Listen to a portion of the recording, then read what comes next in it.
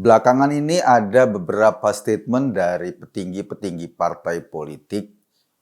Itu kemarin Caimin dari PKB menyatakan bahwa setuju kalau pemilu ditunda. Pemilu ditunda itu artinya masa jabatan Presiden Jokowi diperpanjang. Mungkin setahun, 2 tahun, atau 3 tahun. Hal yang sama juga disampaikan oleh Ketua Partai Golkar, Erlangga Hartarto. Erlangga memang nggak ngomong langsung seperti Caimin. Erlangga ngomongnya bahwa dia akan menyampaikan aspirasi para petani sawit agar masa jabatan presiden diperpanjang. Bukan cuma Erlangga dan Golkar, PAN juga ngomongnya kira-kira sama gitu deh.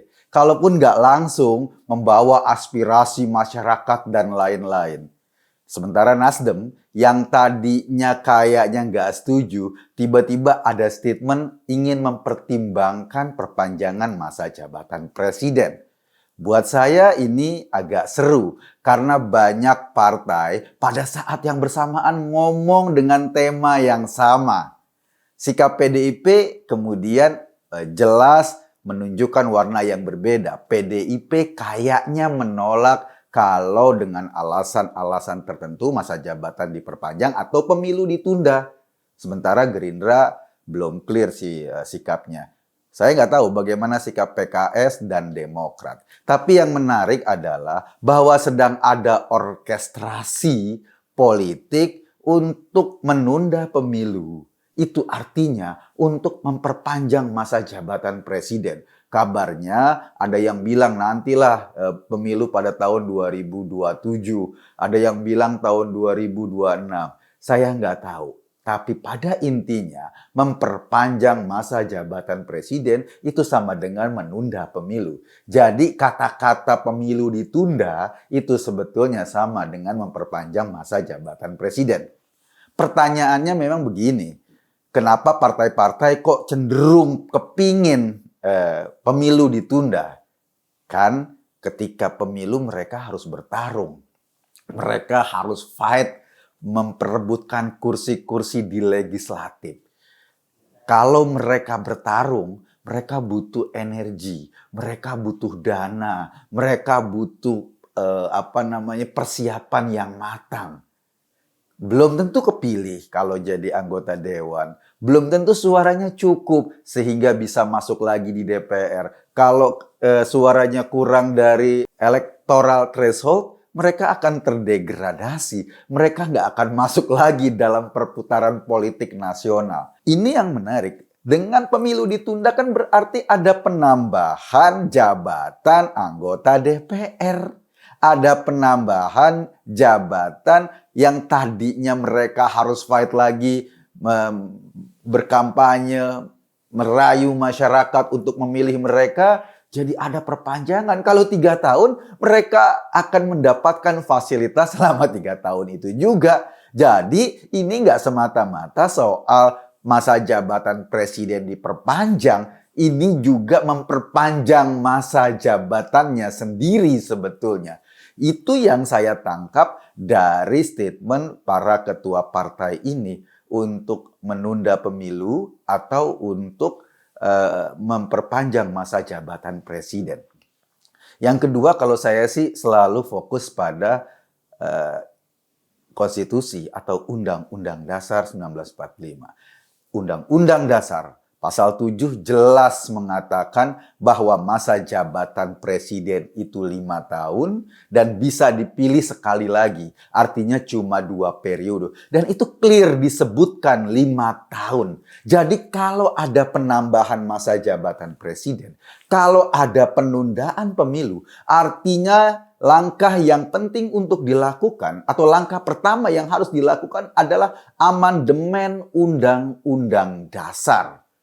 Amandemen Undang-Undang Dasar ini dilakukan oleh MPR. Siapa sih anggota MPR? Adalah anggota-anggota DPR yang sekarang ditambah dengan DPD, Dewan Perwakilan Daerah. Nah, mereka-mereka ini kan dipilih lewat pemilu. Ketika pemilu mereka masing-masing harus keluarkan duit banyak untuk kampanye, untuk hadir di depan masyarakat, untuk iklan dan lain-lain. Kalau kemudian fasilitasnya ditambah lagi menjadi 3 tahun, tentu mereka semua happy, mereka semua senang. Tapi pertanyaannya, apakah untuk kepentingan-kepentingan yang seperti ini kita mau melakukan perubahan dasar di amandemen atau kita mau melakukan amandemen undang-undang dasar kita? Masa sih sebuah aturan dasar kita bernegara harus diubah hanya karena soal perpanjangan masa jabatan? Ini menurut saya terlalu kecil sehingga kita harus mengeluarkan energi begitu besar untuk mengubah undang-undang dasar kita. Iya, Presiden Jokowi katakanlah punya prestasi luar biasa. Dia bisa membangun, di infrastruktur terjaga, kemudian penghormatan dunia internasional juga bagus. Tetapi jauh di atas itu, kita bernegara berdasarkan undang-undang dasar, berdasarkan konstitusi.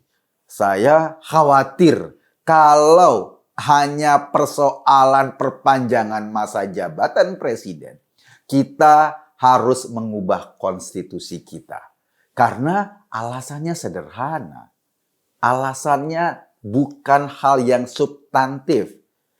Kalau seandainya orang bilang, loh konstitusi kan bukan kitab suci, itu bisa diubah. Saya setuju, undang-undang dasar kita saja itu sudah melalui atau melewati 7 kali amandemen sehingga bisa sampai sekarang. Itu artinya memang konstitusi bukan kitab suci, dia bisa diubah. Tetapi alasan pengubahannya harus fundamental dong. Alasan pengubahannya harus hal-hal yang memang penting bagi keberlangsungan bangsa ini. Alasan pengubahannya adalah problem-problem yang memang dirasakan harus berubah untuk masa depan Indonesia. Bukan alasan-alasan politik, apalagi alasan-alasan jabatan yang sangat simplistis kayak gitu. Kalau kita kebiasaan kayak gitu, nanti ini akan menjadi menjadi contoh untuk penguasa-penguasa berikutnya gampang mengubah undang-undang demi melancarkan kepentingan pribadinya sendiri, demi melanggengkan kekuasaannya. Itu yang bahaya. Jadi siapapun yang berkuasa di Indonesia, siapapun yang memimpin Republik Indonesia, siapapun yang duduk di DPR maupun DPD, yang duduk di MPR, mereka terikat oleh sebuah aturan konstitusi. Mereka terikat oleh sebuah aturan bersama. Dan ini aturan bersama yang kita sepakati, yang sudah melewati proses panjang. Jangan gampang diutak-atik hanya karena alasan-alasan politik. Apalagi di dalamnya ada kepentingan-kepentingan politik, memperpanjang masa jabatan, dan lain-lain. Menurut saya, bangsa ini terlalu kecil atau terlalu norak kalau kita ikhlas atau kita mau berkeringat untuk melakukan perubahan undang-undang dasar kita, melakukan amandemen undang-undang dasar kita dengan alasan-alasan yang seperti itu. Jangan deh. Saya khawatir loh. Khawatir dari statement yang pernah disampaikan oleh Rizik kalau nggak salah beberapa waktu lalu. Bangsa ini kan bisa menjadi sesuai dengan syariah. Kita kumpulkan saja anggota DPR, anggota MPR, mereka rapat. Kalau lebih dari 50% setuju, maka kita bisa ubah dasar negara ini menjadi syariat. Itu kata Rizik. Bayangin.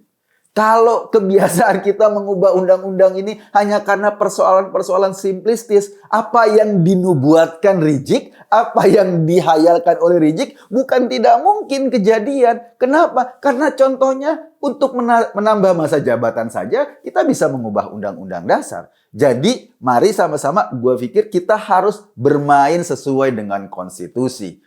Kita bermain sesuai dengan hukum dasar yang sudah kita sepakati, dan ruang-ruang atau isu-isu yang sekarang dibawa untuk mengubah undang-undang dasar kita, sebaiknya kita minimalisir lah. Jangan kita berikan ruang itu terlalu besar sehingga kita bisa dengan gampang mengubah aturan yang ada. Iya, memang kita sekarang menghadapi COVID-19. Karena COVID-19 ini terjadi, Indonesia pembangunan kita agak sedikit terhambat. Dan tetapi jangan juga menggunakan alasan ini untuk pengubahan Undang-Undang Dasar. Karena kan yang kena COVID-19 bukan cuma Indonesia. Negara-negara lain juga kena COVID-19. Mereka juga mengalami persoalan yang sama dengan kita. Tetapi proses politik di sana tetap berjalan dengan normal. Proses politik di sana tidak kemudian tertunda hanya gara-gara alasan COVID-19. Kita yakinlah bahwa semua permainan politik ini, semua gerakan politik ini tetap harus ada dalam koridor Undang-Undang Dasar kita. Karena itu aturan main. Dan jangan menggampangkan untuk mengubah aturan main hanya karena pikiran-pikiran sesaat atau karena pikiran-pikiran pada saat ini saja. Bangsa ini butuh konsistensi dan itu yang harus kita ajarkan kepada masyarakat dan publik Indonesia. Saya Kekun tadi hanya mengajak Anda berpikir. Kesimpulannya ya terserah Anda. Terima kasih.